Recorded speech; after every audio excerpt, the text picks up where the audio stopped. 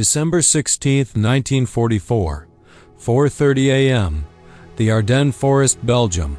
The world is black and frozen. Snow crunches under thousands of German boots as artillery crews quietly drag guns into position. Engines idle low. Men breathe into their gloves.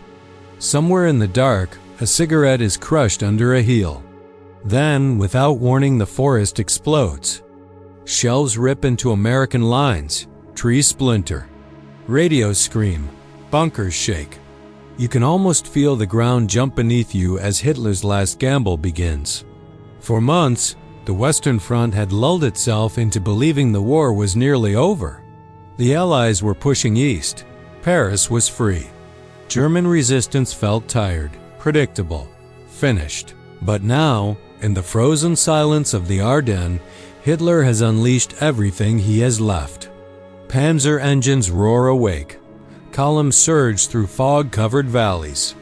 German infantry flood gaps in the American lines like water bursting through a cracked dam. Within hours, entire U.S. regiments are surrounded, confused, fighting blind in snowstorms and pine forests. This will become known as the Battle of the Bulge, Hitler's last desperate attempt to split the Allied armies in two, capture Antwerp, and force the Western Allies into a political collapse. But while chaos erupts at the front, another battle is already forming far behind the lines, a quieter one. Inside headquarters, between generals. At Supreme Headquarters, Allied Expeditionary Force SHAEF, the air smells of coffee, cigarette smoke, and tension. Maps cover the walls. Red and blue pins mark advances and retreats. Couriers run. Phones never stop ringing. Dwight D. Eisenhower, Supreme Commander of Allied forces in Europe, stands over the situation table. His jaw is tight. Reports pour in faster than anyone can absorb them. German armor has broken through. American divisions are isolated. Weather has grounded Allied aircraft. For the first time in months, the war in the West feels unstable. And then, through the storm of confusion, one voice keeps cutting through. General Jacob L. Devers. He is not famous like Patton, not political like Montgomery, not celebrated like Bradley. But Devers commands the powerful 6th Army Group in southern France, fresh divisions, hard veterans, mobile armor. While the North reels under Hitler's surprise, Devers studies the map with a different kind of focus. Not panic, opportunity. Devers sees something others miss. The German offensive is violent but narrow. Hitler has committed his last reserves into a single thrust through the Ardennes. That means somewhere else. The German line must be thin, stretched, vulnerable. Devers runs his finger along the map south of the Bulge. The Rhine approaches. German defenses look hollow, exposed. If he strikes now, fast and hard, he might not just slow Hitler. He might break him. In his headquarters, Devers doesn't waste time. He drafts plans for an aggressive counteroffensive driving northeast, cutting supply arteries, threatening Germany's southern flank while Hitler's best units are trapped in the Ardennes snow. Not defensive, offensive. While others react, Devers wants to attack. He sends messages upward through the chain of command. Give me freedom of movement. Let my army surge. Hit them while they're overextended. To Devers, the Bulge is not just a crisis. It's a trap waiting to be closed. But at SHAEF, Eisenhower hesitates. Eisenhower's burden is different. He doesn't command one army, he commands a coalition. Americans, British, French, Canadians. Personalities clash as hard as artillery shells. Montgomery pushes from the north. Bradley struggles to stabilize broken American sectors. Patton is already spinning his armor south in one of the most famous maneuvers of the war. Eisenhower must balance politics, logistics, egos, and survival all at once. He stares at the Ardennes bulge swelling across the map. If Devers pushes too far, if he outruns supply lines, if the Germans suddenly pivot south, The entire Allied front could fracture. Eisenhower chooses caution. He tells Devers to hold, to stabilize, to wait. No bold breakout. No southern hammer blow. No independent thrust into German weakness. For Devers, it feels like watching a door slowly close. Inside Devers' headquarters, frustration simmers. He knows time is everything. Every hour Hitler's forces survive in the Ardennes, they regroup, rebuild, dig in. Snowstorms delay air power. Roads clog with refugees and armor. German panzer divisions still possess teeth. Devers watches reports scroll in and feels the clock ticking. He tells his staff, quietly, almost angrily, "We're letting them recover." To Devers, this is not caution. It's missed momentum. While Eisenhower focuses on containment, Devers believes the war could be shortened maybe by months if only the Allies strike while Hitler's gamble is still unbalanced. But Supreme Command has spoken. And in war, orders matter more than instincts. Back in the Ardennes, American soldiers freeze in foxholes. Snow piles on helmets.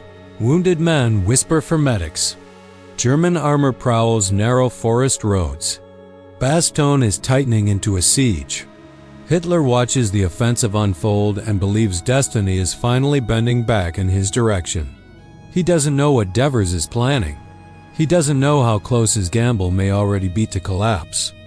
And Eisenhower doesn't yet realize what his restraint may cost, because somewhere in southern Europe, an army is ready. An opportunity is fading.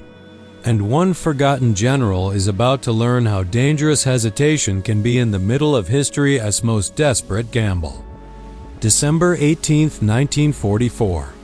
2 days after the snowstorm attack, somewhere in eastern France. Inside a dimly lit command bunker, Jacob Devers stands with his coat still on. Frost clings to the windows. A pot of coffee burns on a small stove. Outside, engines rumble as armored columns idle in muddy fields, waiting for orders that haven't come. Devers hasn't slept much. Maps are spread across a long wooden table. Pins glint under harsh lamps.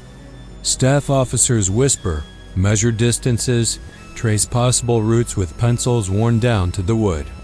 The Ardennes bulge grows wider by the hour. But Devers is no longer staring at Belgium. He's staring at Germany. He plants his finger near the Rhine River, here, south of the chaos, south of the headlines, south of Patton's dramatic dash. German defenses are thin. Many of Hitler's best divisions are frozen in the Ardennes gamble. Their fuel is bleeding. Their reserves are committed. Devers understands something vital about war. When your enemy punches forward, his ribs are exposed. The Ardennes offensive is not just an attack. It's a stretch, a gamble, a risk. If Devers drives northeast with speed, he can rip into the underbelly of the German line, sever rail hubs, disrupt supply arteries feeding Hitler's panzer columns, force the Germans to choose between pushing west or surviving east. And Devers has the tools. The U.S. 7th Army, the French 1st Army, fresh armor, mobile artillery, veterans hardened from southern France and the Vosges Mountains. This isn't desperation. This is precision. Devers gathers his senior officers. There's no shouting, no theatrics like Patton. Devers speaks low and controlled. "We don't wait for the storm to pass," he tells them. "We move through it." He outlines a surge-fast armor thrust supported by infantry, slipping between weak German sectors, exploiting gaps before the enemy realizes what's happening. If it works, Hitler's entire Ardennes thrust becomes isolated cutoff from fuel, ammo, and retreat routes. Not slowed, strangled. The officers exchange glances. They feel it too. That rare sensation in war when danger and opportunity overlap. One colonel finally says what everyone's thinking. "Sir, this could collapse their whole offensive." Devers nods. "That's the idea." Messages fly north to SHAEF. Devers requests authority to maneuver aggressively, not defensive containment, not waiting for weather, not incremental advances. He wants freedom. But at Supreme Headquarters, Eisenhower is drowning in problems. The Ardennes is still exploding. Bastogne is surrounded. Bradley's lines are cracked. Montgomery is demanding control of northern sectors. Weather still blocks air support. The press is nervous. Washington is watching.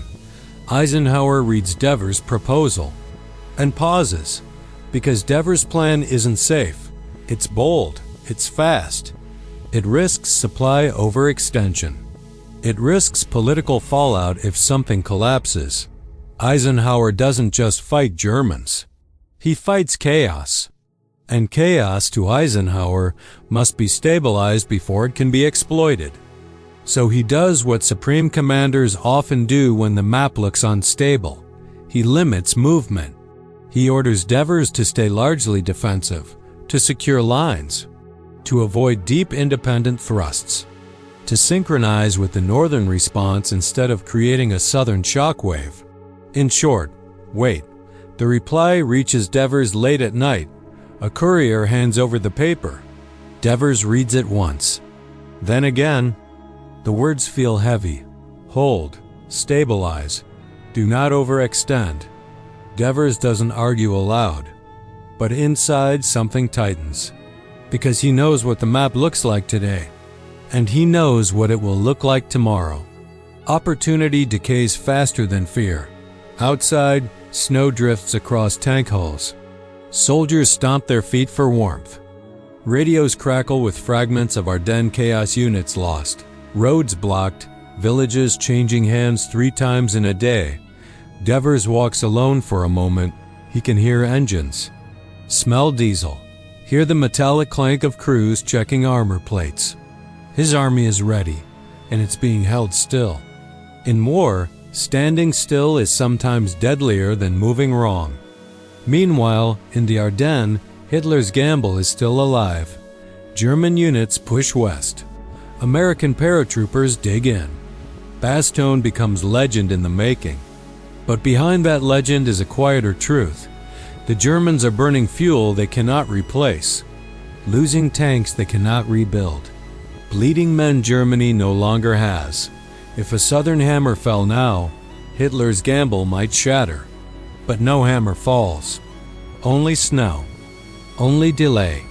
Only stabilization instead of rupture. Devers sends smaller probes, limited attacks, careful maneuvers. They succeed, but not enough to terrorize German command. Not enough to force withdrawals. Not enough to snap supply arteries feeding the Bulge. The window is narrowing. German engineers reinforce rail lines. Panzer divisions begin consolidating. Hitler's staff adjusts to survival instead of speed. Every hour Eisenhower buys safety. Devers loses leverage, and yet Eisenhower isn't blind. He watches reports carefully. He senses the Ardennes turning.